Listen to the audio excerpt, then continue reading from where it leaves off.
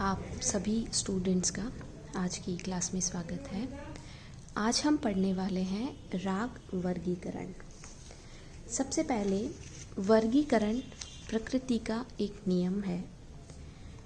संगीत में भी हमें वर्गीकरण देखने को मिलता है, चाहे वो वाद्यों में हो, चाहे गायन शैली में हो, चाहे राग में हो।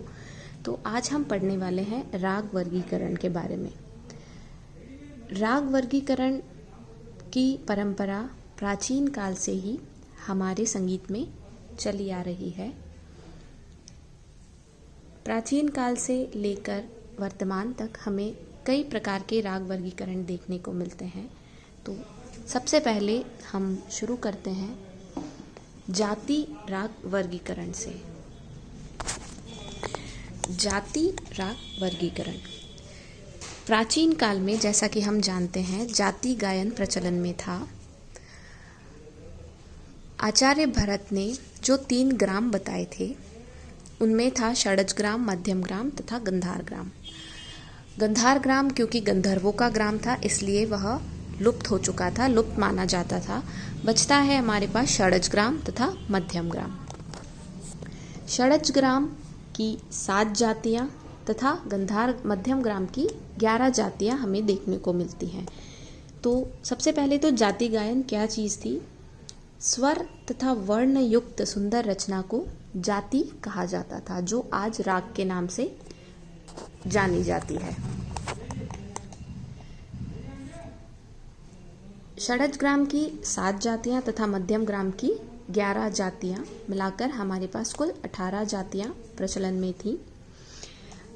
जो षडज ग्राम की 7 जातियां हैं उन्हें शुद्ध जाति कहा जाता था तथा मध्यम ग्राम की 11 जातियां विकृत जाति कही जाती थी। शुद्ध जातियां वे जातियां थीं जिनमें 7 स्वरों का प्रयोग होता था तथा इन जातियों का नामकरण भी स्वरों के आधार पर ही किया गया था। अब विकृत जातियां वे जातियां कही जाती थीं जहां शुद्ध जातियों में कुछ परिवर्तन किए जाते थे, जैसे 2 जातियां मिला दी गई हैं, या फिर किसी स्वर को वर्जित कर दिया गया है, या फिर अंश स्वर या न्यास स्वर उसमें बदल दिया गया है। तो इन परिवर्तन से जो जातियां उत्पन्न होती थी उन्हें विकृत जातियां कहा जाता था। प्राचीन काल में यह वर्गीकरण प्रचलन में था। अब हम आते हैं राग वर्गीकरण की अगली विधि, जिसका नाम है राग रागिनी वर्गीकरण। जैसा कि हम नाम से ही क्लियर सुन रहे हैं, राग और रागिनी अर्थात पुरुष और स्त्री। तो राग रागिनी का जो वर्गीकरण है वह लिंग के आधार पर किया गया है। सर्वप्रथम नारद द्वारा रचित संगीत मकरंद में हमें रागों के स्त्री पुरुष के आधार पर वर्गीकरण को देखा है। नारद मुनि ने सर्वप्रथम रागों को लिंग के आधार पर वर्गीकृत किया है। प्राचीन काल में चलने वाले ग्राम राग और देशी रागों में नारद मुनि ने ग्राम राग को पुरुष तथा देशी रागों को स्त्री राग की संज्ञा प्रदान की है। साथ ही उन्होंने नपुंसक राग की संज्ञा भी प्रदान की है। रस के आधार पर भी, जैसा कि व्यक्तित्व की बात की जाती है, जहाँ पुरुष व्यक्तित्व काफ़ी कठोर स्ट्रांग माना जाता है, वहीं रागों में स्वरों के भी कुछ इस प्रकार के स्वरों के चयन को से अगर कोई राग गाया जाता है जो कठोर तथा मजबूत होने का दावा करे तो वह पुरुष राग, तथा वे राग जो थोड़े मार्मिक तथा सॉफ्ट रूप से गाए जाते हैं, चाहे वह गायन शैली हो चाहे वह राग हो, उन्हें स्त्री की श्रेणी में रखा गया है। यह रस के आधार पर है, जो हम आगे भी पढ़ेंगे। रसों के आधार पर जब वर्गीकरण होता है तो स्त्री और पुरुष की बात आती है। वर्तमान काल में जो 4 मत राग रागिनी पद्धति को लेकर प्रचलन में है वह है भरत मत, हनुमत मत, शिव मत तथा कलिनाथ मत। इन चारों ने 6 मुख्य पुरुष राग बताए हैं तथा इन पुरुष रागों की 36 रागिनियों का वर्णन किया है, अर्थात इन 4 मतों के अनुसार 6 पुरुष राग तथा 36 उनकी रागिनियां अर्थात स्त्री राग हमें संगीत में देखने को मिलते हैं। अब हम आते हैं रागांग पद्धति पर। राग वर्गीकरण की एक अगली कड़ी, जैसा कि नाम से यहाँ भी हम देख पा रहे हैं, रागांग अर्थात रागों का अंग। राग का अंग बनता है उसके स्वरों के चयन से। राग में किस तरह से स्वरों का चयन किया गया है उसके आधार पर उसका अंग निश्चित होता है। इन्हीं अंग के आधार पर 30 मुख्य स्वरों के अंग चुनकर यह देखा गया कि यह जो अंग है वह अन्य रागों में भी देखने को मिल रहा है, जिससे इस पद्धति का जन्म हुआ है। जैसे कि हम देखते हैं सारंग। सारंग में स्वरों का अंग, सारंग जो रागांग है उसमें स्वरों का अंग कुछ ऐसा है जो हमें वृंदावनी सारंग, मधमाद सारंग, गौड़ सारंग सभी में देखने को मिलता है। तो उन सभी रागों को सारंग अंग के रागों में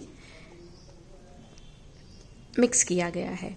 तो ऐसे हमारे पास 30 प्रकार के रागांग हमारे संगीत में देखने को मिलते हैं, जिसमें है भैरव, भैरवी, कल्याण, बिलावल, खमाज, काफी, पूर्वी, मारवा, तोड़ी, सारंग, भीम पलासी, आसावरी, ललित, पीलू, सौरठ, विभास, नट, शंकरा, श्री, बागेश्री, केदार, कान्हड़ा, मल्हार, हिंडोल, बिहाग, कामोद, आसा, भूपाली, दुर्गा एवं भटियार।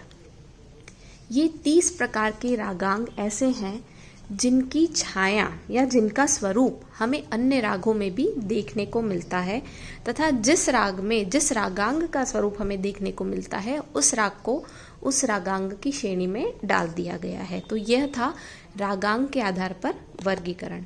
अब हम आते हैं समय के आधार पर वर्गीकरण।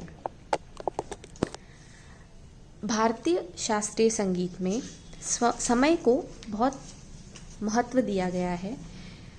समय के आधार पर जब राग का तथा स्वरों का चयन किया जाता है गायन में, तो उसका प्रभाव बहुत ही अद्भुत हमने देखा है।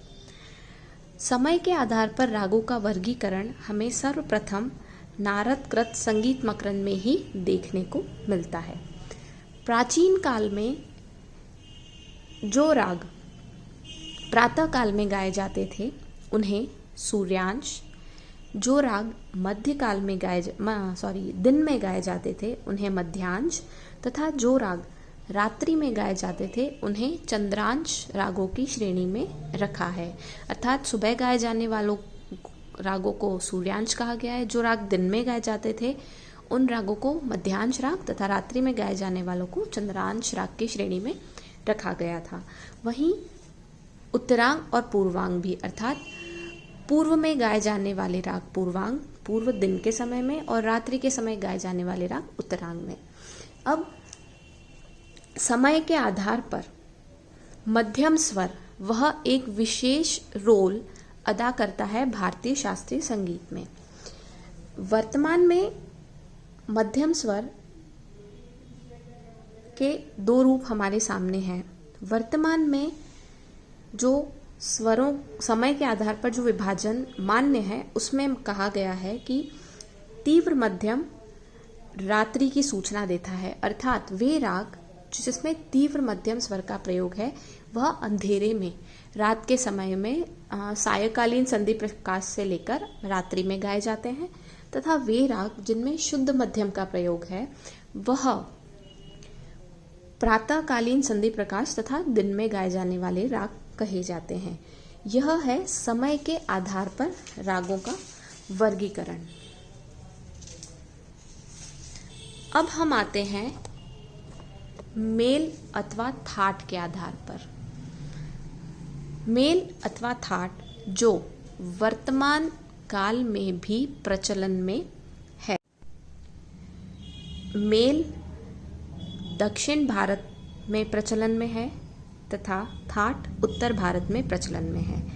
तो मेल राग वर्गीकरण की जो पद्धति है मेल, वह मध्य युग में उसका जन्म हुआ था, जिसके प्रवर्तक विद्यारण्य थे। उन्होंने सर्वप्रथम 15 मेल हमारे सामने रखे थे तथा स्वरों के आधार पर इन 15 मेलों को फिक्स करके रागों का वर्गीकरण इसमें किया था तथा वर्तमान में दक्षिण भारत में परिवर्तन होते होते यह मेल 15 से लेके 72 तक पहुंच गए हैं। वहीं उत्तर भारतीय संगीत में वर्तमान में जो राग वर्गीकरण की पद्धति प्रचलन में है वह है थाट पद्धति। थाट पद्धति जो है उसका जन्म उत्तर भारत में पंडित विष्णु नारायण भातखंडे द्वारा माना जाता है। पंडित विष्णु नारायण भातखंडे ने 10 थाट उत्तर भारतीय संगीत में को दिए हैं, जिनमें है कल्याण, बिलावल, खमाज, भैरव, मारवा, पूर्वी, काफी, आसावरी, भैरवी और तोड़ी। ये जो 10 थाट हैं स्वरों के आधार पर इन्हें रखा गया है। जैसे कल्याण थाट है, तो अगर किसी भी राग में मध्यम तीव्र है तथा अन्य स्वर शुद्ध हैं तो वो कल्याण थाट की श्रेणी में जाएगा। वहीं अगर किसी राग में सारे स्वर शुद्ध हैं तो वह बिलावल थाट की श्रेणी में जाएगा। किसी थाट में अगर रे के साथ ध भी कोमल है, बाकी अन्य स्वर शुद्ध हैं तो वो भैरव की श्रेणी में जाएगा। इस तरह से पंडित विष्णु नारायण भातखंडे ने 10 थाट हमारे सामने स्वरों के आधार पर रखे हैं, जिनमें रागों का वर्गीकरण हमें देखने को मिलता है। यह मेल और थाट पद्धति वर्तमान में चलन में है, जो उत्तर भारतीय तथा दक्षिण भारतीय दोनों संगीत में आज भी चल रही है। अंत में हम आते हैं रस के आधार पर राग का वर्गीकरण।